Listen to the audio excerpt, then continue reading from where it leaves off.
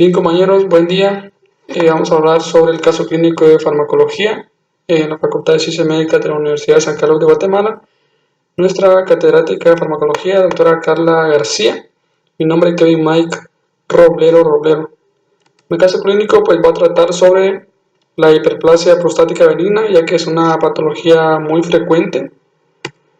El caso clínico, pues, de un artículo y menciona que pues un varón de 70 años de edad acude al servicio de urología manifestando un síndrome urinario irritativo y obstructivo bajo de un año de evolución, caracterizado por disminución de la fuerza y calibre del chorro urinario, pujo, intermitencia, goteo posmiccional, dolor suprapúbico. Presentó un episodio de hematuria macroscópica que remitió en 2 días sin manejo específico. Durante la entrevista clínica, refirió estreñimiento crónico con presencia de dolor a la defecación y negó pérdida de peso. En la exploración física urológica no se palpó el globo vesical, sus genitales eran de acuerdo a su edad y sexo. En el tacto rectal se evidenció la presencia de hemorroides externas, el esfínter normotónico, la próstata pues estaba aumentada de tamaño, muy voluminosa, no se podía delimitar su base ni los bordes laterales, además se evidenciaba una superficie nodular y de consistencia adenomatosa ligeramente dolorosa. Los laboratorios hechos al paciente pues mostraban una orina turbia, una densidad urinaria que se encontraba entre los rangos normales y una leucoeritrosturia. También se le hizo una prueba para determinar el antígeno prostático específico, pero este no presentaba alteraciones, se encontraba en el rango normal, el cual es de 4 nanogramos mililitros. Con el ultrasonido rectal pues no se logró delimitar adecuadamente el tamaño de la próstata, el cual pues normalmente mide 13 centímetros por 10 centímetros. Mostró pérdida de la ecotextura habitual que permitiera delimitar la zona periférica, la central y la transicional. Pues por último se le realizaron biopsias por sextantes, cuyo informe histopatológico pues correspondió a hiperplasia prostática benigna, correspondiente pues al diagnóstico. Antes de pasar a la guía de la buena prescripción, vamos a ver un poco sobre esta patología, su fisiopatología, su patogenia, su definición y otras características. En su definición, pues tenemos que no es más que un crecimiento no maligno del tamaño de la próstata. Este aumento del tamaño pues, de la glándula prostática es producto del estímulo androgénico, ya que muchos estudios y artículos científicos que he revisado se refieren a este estímulo como el más frecuente o el más conocido relativamente. En otros casos, y según el libro, pues menciona que es una patología que no existe mucha información para establecer una causa específica. En la etiología, pues tenemos que lo poco que se sabe que es debido a los andrógenos, específicamente a la testosterona, el cual pues se considera un efecto permisivo, es decir que si no existiera si no existiera testosterona, no se daría este efecto permisivo, entonces no se desarrollaría la hiperplasia prostática benigna. Esto se corroboró pues llevando estudios en hombres castrados en los cuales pues no desarrollaron la patología. La dihidrotestosterona pues es un metabolito de la testosterona. Este es 10 veces más potente que la testosterona, por lo tanto pues tiene un efecto más maligno, por así decirlo. O sea que tiene más probabilidades de que se desarrolle la patología si está presente este metabolito. Y esto es debido porque se disocia muy lentamente del receptor androgénico. Esta dihidrotestosterona, que es sintetizada a partir de la testosterona, lo hace o lo lleva a cabo la enzima 5-alfa reductasa de tipo 2. Esta enzima es muy importante, pues constituye un blanco en su tratamiento farmacológico. Más adelante vamos a ver sus efectos adversos y su uso adecuado.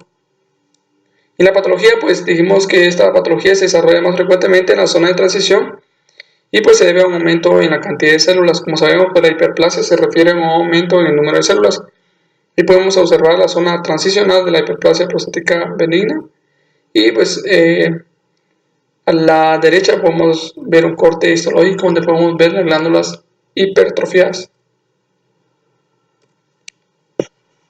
En la fisiopatología pues se relacionan los síntomas de la hiperplasia prostática benigna con el componente obstructor de la próstata y pues la respuesta secundaria de la vejiga y la resistencia en la salida. Como ya sabemos, la ubicación de la próstata está casi después de la salida de la uretra de la vejiga. El componente obstructor puede subdividirse pues, en una obstrucción mecánica y una obstrucción dinámica. En la mecánica, pues, por el agrandamiento de la próstata, y la dinámica no es más que está por la estimulación al estroma prostático, principalmente el músculo liso, ya que tiene una abundante inervación alfa-adrenérgica, lo puedo traducir en una estimulación simpática. Entonces, esta estimulación alfa-adrenérgica también constituye un blanco en el tratamiento de la hiperplasia.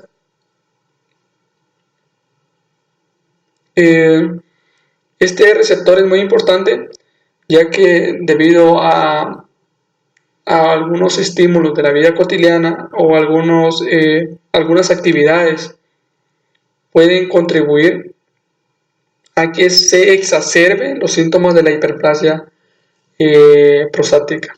¿Por qué? Porque pues, este receptor alfa-adrenérgico está ubicado en la próstata, entonces a mayor estimulación, mayor va a ser la respuesta de la próstata para inducir la hiperplasia. En los datos clínicos tenemos los síntomas, los cuales pueden dividirse en los síntomas obstructivos o irritativos, en los cuales pues, se encontraban la poliuria, el tenemo vesical y la nicturia, que estos pues, son los síntomas clásicos de la hiperplasia prostática benigna, pues tomando en cuenta también la edad del paciente.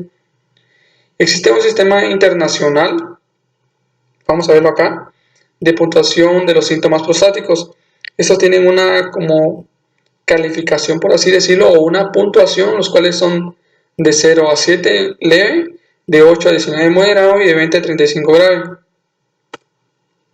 Acá tenemos esta puntuación. Tenemos que 1, de 2, de 3, de 4 y 5 pues consta de 0 a 35 puntos. Y dependiendo de la gravedad de los síntomas del paciente se puede clasificar en cuáles de esta puntuación o clasificación está, ya sea leve, moderado o grave.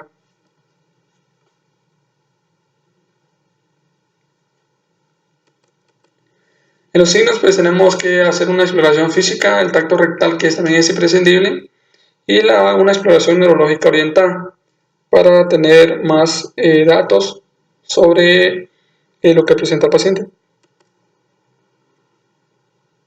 En los datos del laboratorio tenemos la creatinina sérica, el examen de orina y antígeno prostático específico.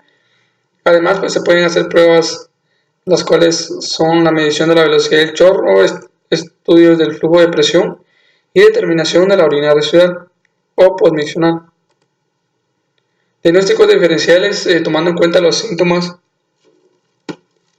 y signos del paciente, pues también podríamos pensar en un síndrome obstructivo de las vías urinarias inferiores o bajas, un cáncer prostático ya que tiene un año de evolución la patología que presenta el paciente, cálculos vesicales o también una uretritis. En la incidencia de epidemiología, pues tenemos que la hiperplasia prostática benigna es la afección tumoral benigna más común en los hombres. Su incidencia está relacionada con la edad. Tenemos que las personas que son mayores, la probabilidad de que desarrollen la hiperplasia prostática benigna pues, es mayor.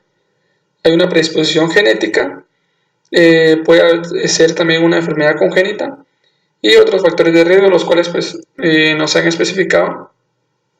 Pues entonces existe un conocimiento deficiente sobre una causa específica, como ya mencioné al principio. Ahora sí vamos con la guía de la buena prescripción. Primero vamos a definir el problema.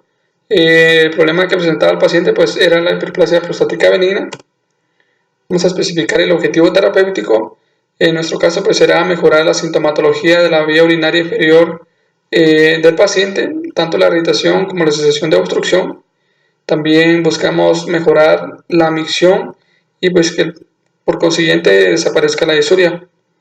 Y pues debido a que el problema es la hiperplasia prostática benigna, el causante en sí de los síntomas y signos pues es el agrandamiento de la próstata. por lo que pues, el objetivo terapéutico se logrará con fármacos que inhiban esta inducción, que en este caso pues, es la hiperplasia, lo que provocaría a su vez una mejoría de los síntomas. Vamos a hacer un inventario de los grupos farmacológicos efectivos. Mencionamos los alfa 1 bloqueadores, debido a que en la próstata existe el receptor alfa 1 adrenérgico. Entonces, si bloqueamos esta estimulación de este receptor, vamos a disminuir la hiperplasia inducida en la próstata. También mencionamos la enzima 5-alfa reductasa, que convertía la testosterona a un metabolito que es la 5-dihidrotestosterona. Dijimos que este metabolito era 10 veces más potente que la testosterona para inducir la hiperplasia prostática.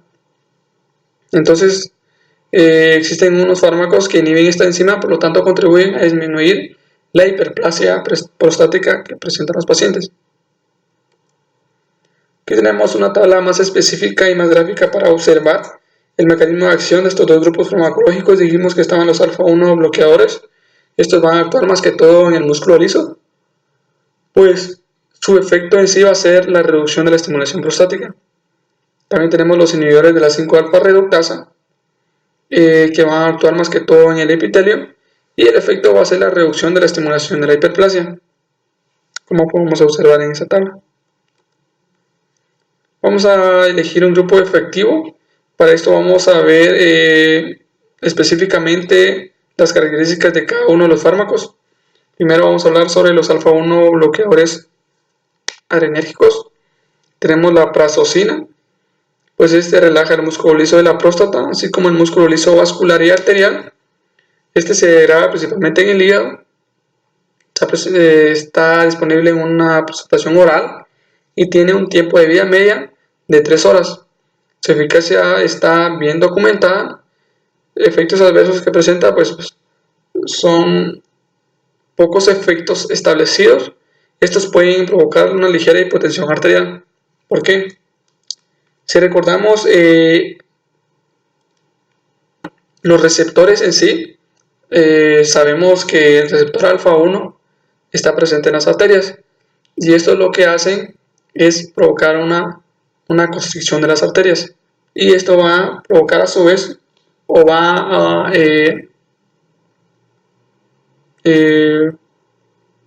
conllevar en sí a un aumento de la presión arterial. Dijimos, receptores alfa 1 en las arterias provocan constricción y a su vez aumentan la presión arterial.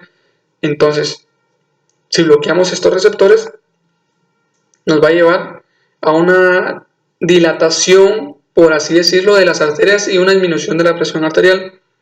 Pero este efecto es muy poco en estos fármacos, pero puede presentarse, por eso es un efecto adverso que debe tomarse en cuenta.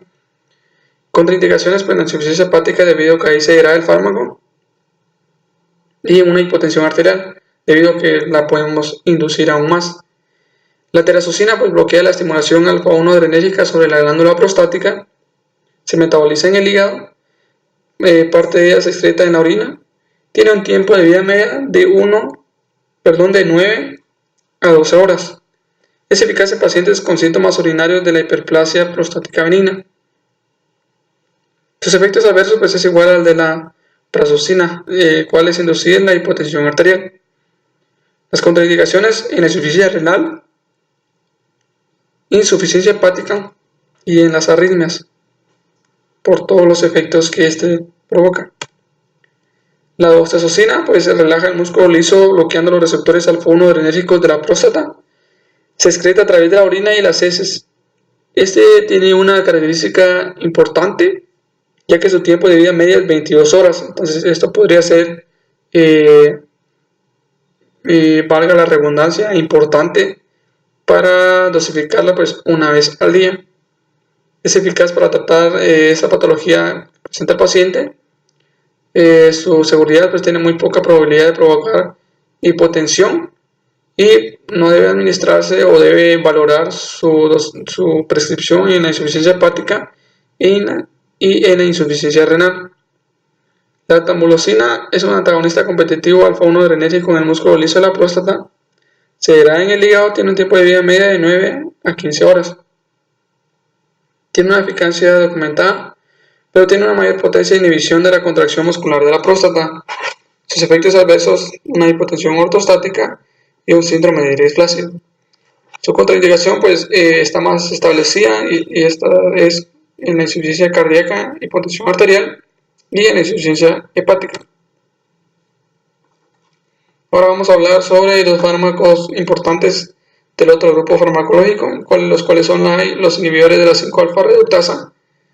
Encontramos la finasterida, pues su mecanismo de acción inhibe la enzima 5-alfa reductasa.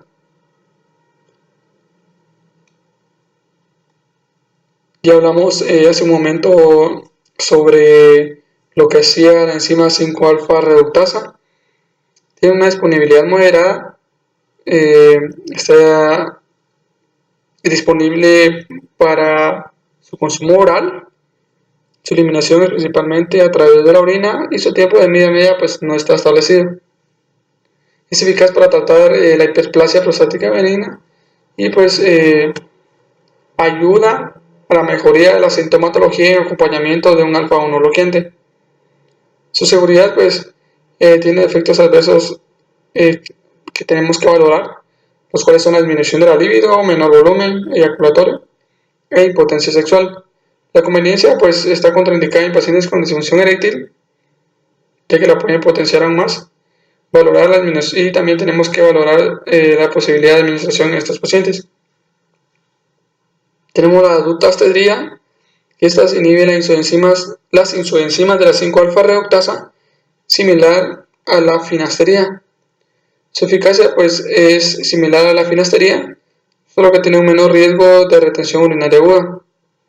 Sus efectos adversos son similares a la finasterida, con la única diferencia de que pueden provocar una ginecomastia. Su contraindicación pues es la disfunción eréctil y la uretritis.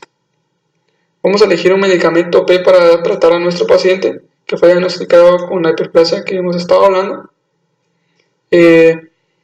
Los medicamentos que vamos a elegir son de acuerdo a lo que hemos hablado y sobre las ventajas que presentan estos fármacos, pues el más eficaz es la doxazocina, no solo por sus propiedades y por lo que hemos hablado, por lo que he investigado, sino también porque las guías internacionales y los artículos científicos recomiendan más este fármaco y es el que más se utiliza en las clínicas o el fármaco que más se prescribe. La doxazocina pues es un alfa-1 bloqueante, como ya lo mencionamos. Se va a elegir por su eficacia y poca probabilidad de efectos adversos, y además pues también valoramos su tiempo de vida prolongada, que es de 22 horas, para su administración una vez al día, para que no estemos molestando al paciente, para que tome 3 veces al día, 4 en algunas ocasiones. Aquí tenemos la receta. Entonces nuestra receta quedaría doxazocina 2 miligramos al día todos los días, de por vida o hasta que el paciente tenga indicación de una cirugía prostática. Tenemos que explicar al paciente que esta patología afectará la próstata por tiempo indefinido o bien hasta que se someta a una cirugía prostática. También debemos de explicar que si deja de tomar su medicamento, la enfermedad pues volverá a presentarse. Y también tenemos que tomar en cuenta y tenemos que recalcarle al paciente la importancia que tiene de tomar precauciones a la hora de ingerir su fármaco. Uno de estos es pues debido a su edad tiene probabilidad de que desarrolle alguna hipertensión arterial o insuficiencia cardíaca. En estos casos pues debe consultar con un facultativo para valorar tomar el medicamento de esta patología. Esto solo es en caso si presenta algunas de esas patologías, ya que pues estos alfa-1 bloqueadores, especialmente la doxazocina que dejamos, puede tener interacciones farmacológicas con los inhibidores de la enzima convertidora de angiotensina o con los diuréticos.